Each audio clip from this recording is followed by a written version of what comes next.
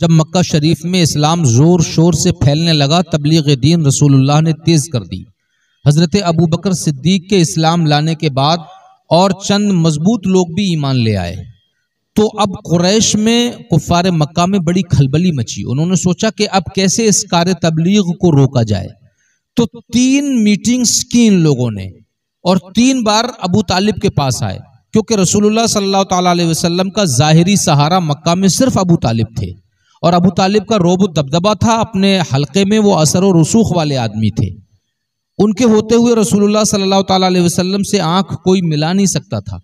اس لیے انہوں نے کہا کہ اب ایسا کرو، ابو طالب کو ہی توڑ لو۔ کفار مکہ نے جب دیکھا کہ ہماری کوششوں کے باوجود بھی اسلام کا سلسلہ نہیں رک رہا ہے، تو اب انہوں نے اپنے بڑے کافروں کو پکڑا، جن میں عتبہ، شیبہ، ابو جہل وغیرہ تھے، اور ان سے کہا کہ جاؤ ابو طالب سے صاف صاف بات کرو کہ اپنے بھتیجے کو سمجھا دیں، ورنہ انجام اچھا نہیں ہوگا۔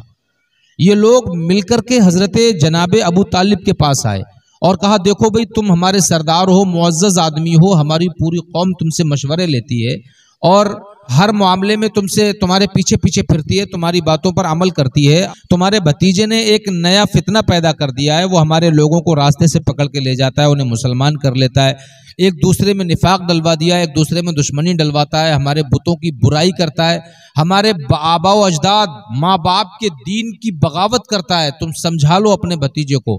تو جناب ابو طالب نے کہا کہ ٹھیک ہے، میں بات کروں گا، اور ان کو اس طریقے سے سمجھا بجھا کر کے رخصت کر دیا کہ کوئی بھی بات جس میں رسول کریم صلی اللہ تعالی علیہ وسلم کے خلاف نہ تھی۔ کفار یہ سوچ کر کے واپس چلے گئے کہ بھی بڑی ذات ہے، بھاری بھرکم آدمی ہے، تو بات کرے گا تو قاعدے کی ہی بات کرے گا، لہٰذا ان کی بات پر خاموش ہو کے وہ چلے گئے۔ انہیں امید تھی کہ ابو طالب ان کو روک لیں گے، لیکن کچھ دنوں تک وہ انتظار کرتے رہے، انہوں نے دیکھا کہ ہماری اس بات کا کوئی اثر نہیں ہوا، تو دوسری میٹنگ میں وہ ذرا اور اپنے سے بڑوں کو لے کر کے ذرا اور تعداد میں ذرا مضبوط ہو کر کے ذرا تیز لہجوں کے ساتھ ابو طالب کے پاس آئے اور کہا کہ ابو طالب، ہم ایک بار تم سے کہہ چکے ہیں کہ اپنے بھتیجوں کو سمجھا دو، لیکن تم نے نہیں سمجھایا، اور جب ہم آپ سے منع کر کے گئے تھے اس کے بعد ہم نے دیکھا کہ آپ کے بھتیجے نے اور زور شور سے ہمارے بتوں کی برائیاں شروع کر دی ہیں۔ اب بات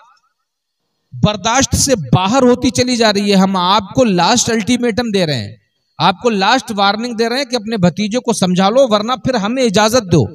کہ ہم اپنے مطابق ان سے نپٹ لیں۔ اس بار ابو طالب تھوڑا سا نرم پڑے اور انہوں نے کہا اچھا ٹھیک ہے، میں بھتیجے کو سمجھا کے دیکھوں گا۔ ساتھ میں ان کافروں نے یہ بھی کہا کہ اگر وہ ہمارے بتوں کی برائی کرنا بند کر دیں، اب کافروں میں بھی یہاں تک لچک آ گئی تھی، بولے اگر وہ ہمارے بتوں کی برائیاں کرنا بند کر دیں اور اپنا کام کرتے رہیں، اپنے اسلام کی تبلیغ کریں، تو ہمیں ان سے کوئی اعتراض نہیں ہوگا، ہمیں ان سے کوئی پرابلم نہیں ہوگی۔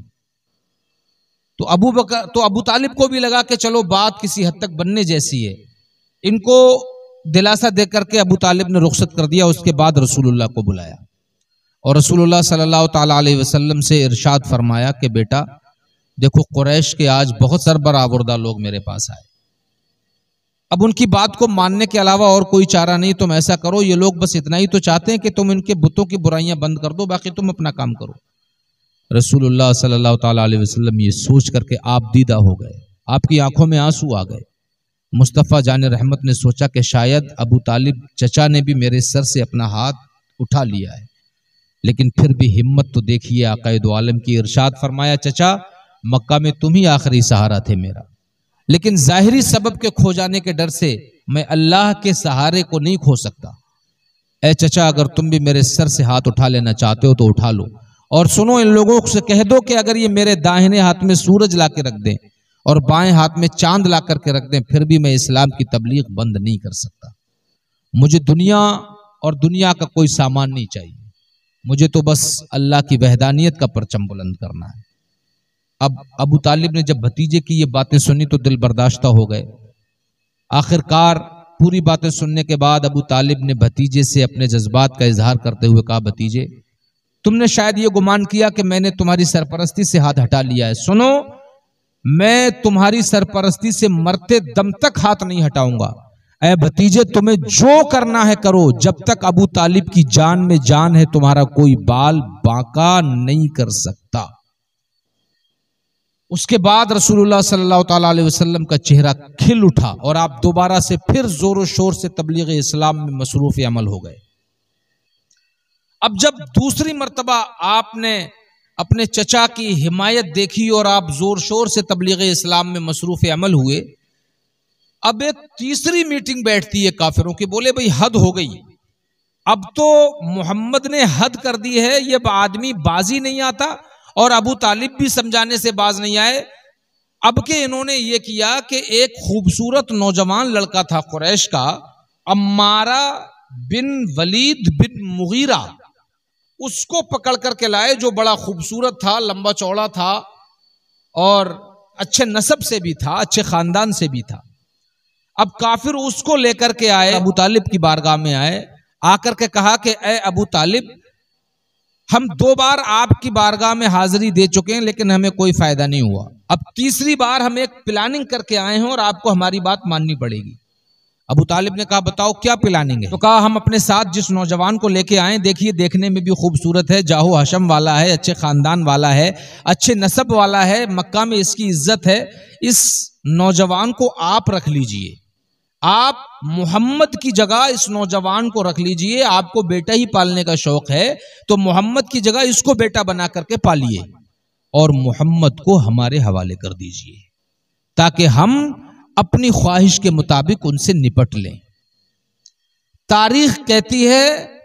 محمد بن اسحاق رحمۃ اللہ علیہ جنہوں نے تاریخ کی، جنہوں نے سیرت مصطفیٰ پر سب سے پہلی کتاب لکھی ہے، وہ کہتے ہیں کہ اس جملے کو سن کر کے ابو طالب کا غصہ آپے سے باہر ہو گیا، آپ فل جوش میں آ گئے اور کہا کہ بے وقوفو،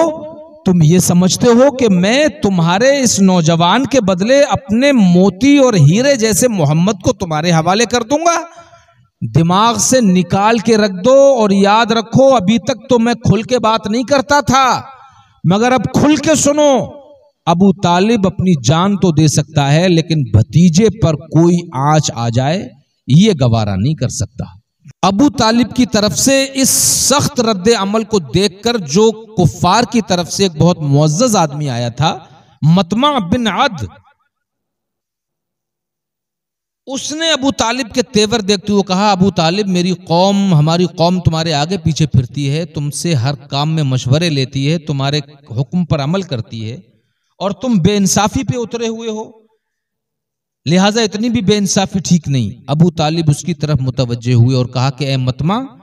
آج بے انصافی میں نہیں، بے انصافی تو کر رہا ہے، تو میرے بھتیجے کے خلاف مجھے ورغلانے آیا ہے، میرے ہی گھر میں میرے ہی چراغ کو بجھانے کے لیے آیا ہے، تیری ہمت کیسے ہوئی؟ اور سن، تو بھی سن لے، اب تمہیں جو کرنا ہے کرو، اب میں کھل کر کے اپنے بھتیجے محمد کی حمایت کروں گا اور اس کے دین کی حمایت کروں گا۔